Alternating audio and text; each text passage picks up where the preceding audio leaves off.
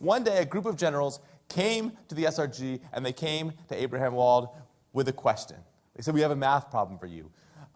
We have noticed that when our bombers and our fighters come back from flying missions over Germany, they kind of look like this. They're riddled with bullet holes. But the bullet holes are not arrayed evenly over the planes that are coming back. That's what we've noticed.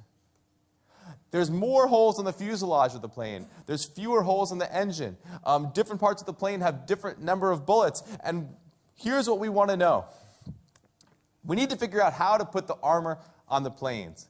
This is a serious issue, right? Because if you put too much armor, the plane doesn't fly, and that's bad.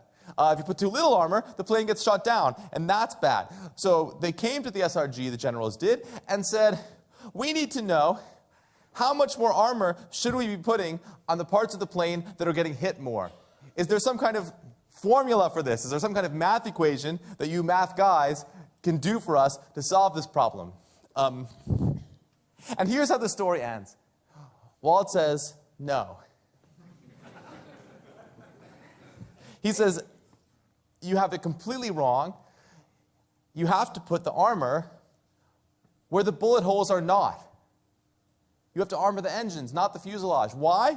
Because it's not that the Germans can't hit your planes on the engines. It's that the planes that got hit on the engines are not the ones that are coming back from the missions.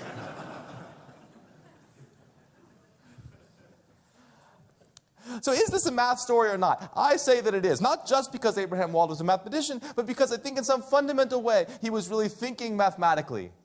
And the story is there to tell a lesson that to be a mathematician is not just to compute a formula, right? A machine can do that. Even in the 40s, like, machines could do that.